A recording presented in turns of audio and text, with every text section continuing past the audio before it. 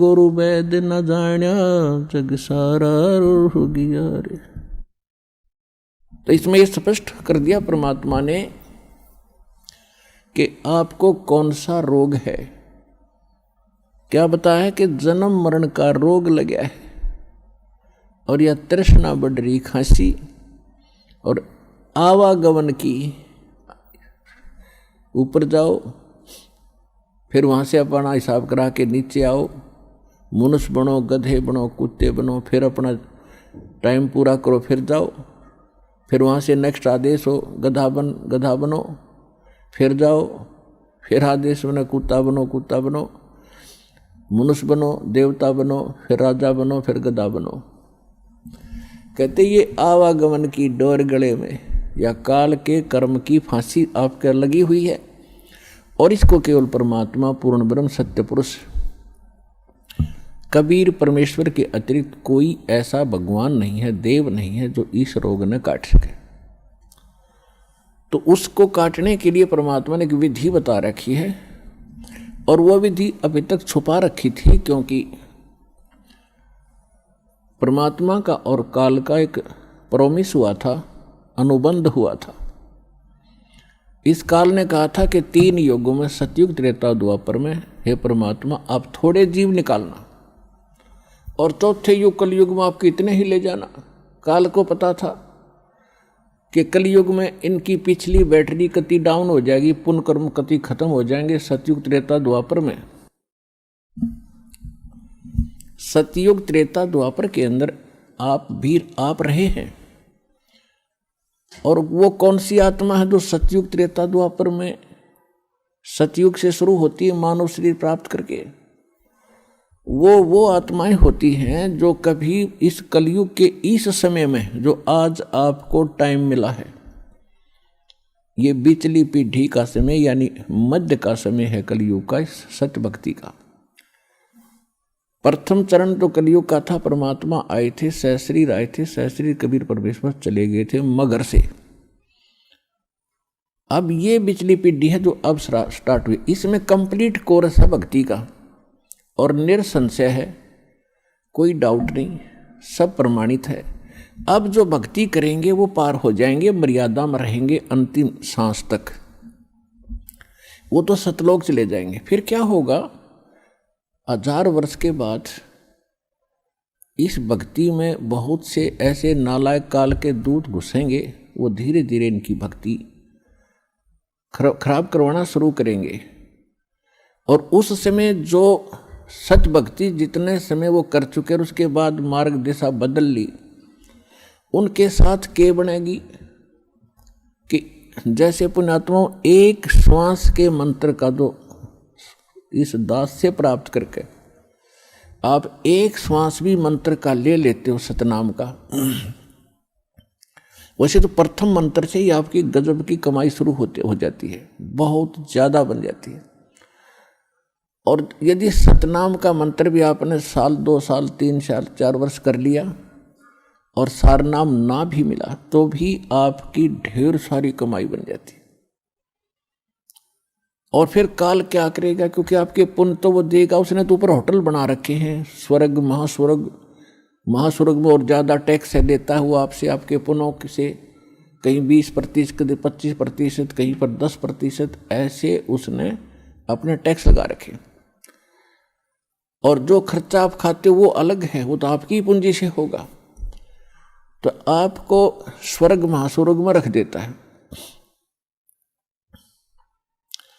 और वहाँ आपके पुण्य आपके साथ होते हैं। जब महास्वर्ग के अंदर आपके पुण्य खत्म हुए, उसके बाद स्वर्ग में ले आता है, नीचे एक अलग से एक स्वर्ग है, उस महास्वर्ग से अन्य जो कॉमन स्वर्ग है, उसमें भी जब आपके पुण्य खत्म हो जाते हैं फिर आपको पृथ्वी पर डाल देता है। तो वो पुण्यात्मा इतना समय वहाँ रहती हैं स्वर्ग में, महास्वर्ग में, फिर उनको सतयुग में प्रारंभ में जन्म देता है।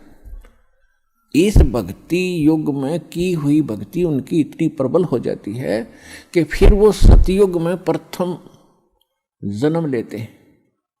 उनकी फिर भी इतनी भक्ति होती है, क्योंकि सतयुग में लाखों वर्ष का जीवन होता है, एक का जीवन पूरा करते इतने युग, 1-2 जीवन में वो सतयुग पूरा हो जाता है। फिर त्रेता में आते हो आप वही हो जो पहले भक्ति लगे थे, लेकिन आप फिसल गए, आप रिपट गए, विचलित हो गए किसी कारण से।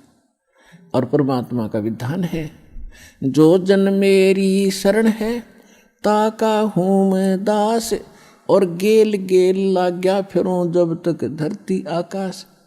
एक बार इस सच्चे नाम से आज कोई जुड़ जाएगा, आज उसने नाम ले लिया, कितना रोगी है और चाहे उसकी कल मृत्यु हो जा, नाम लेते भी हो जा, तो अभी परमात्मा अपने बही में लिख लेगा उस आत्मा को कि मेरी होगी भी।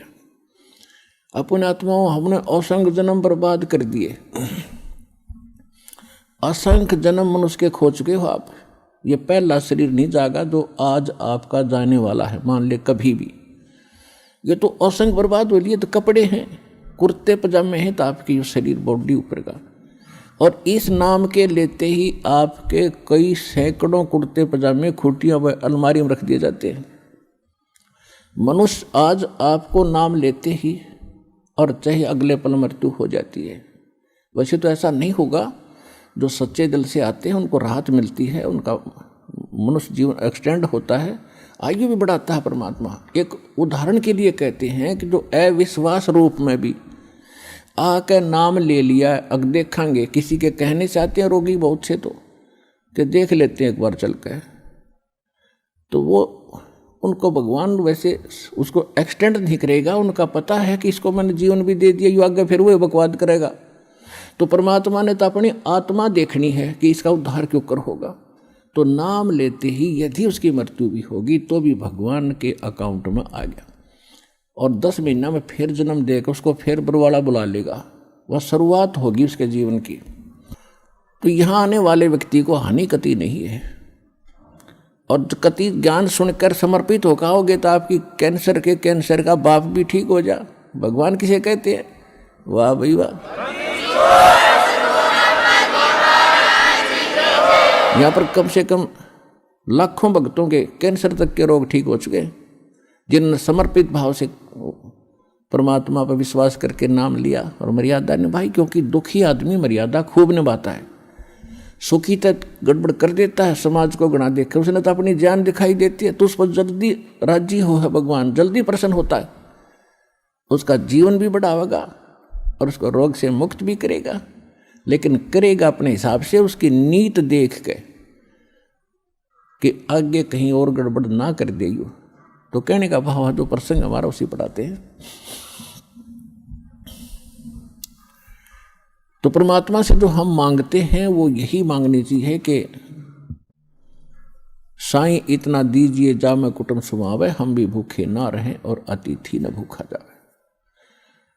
तो यहाँ आने वाले भक्त को लगभग 80% व्यक्ति जो हैं ये दुखी आते हैं, और उनके लिए वो दुख एक वरदान बनेगा, एक वरदान सिद्ध होगा उसके लिए।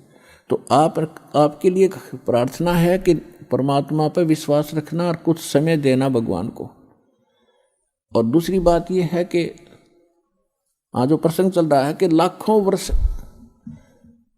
सतयुग में आपने लाख वर्ष का जीवन भी प्राप्त हुआ, और वो भी थोड़ा लग गया, मरने लगे जब ने सोची और भी भगवान थोड़ा सा समय दे दे।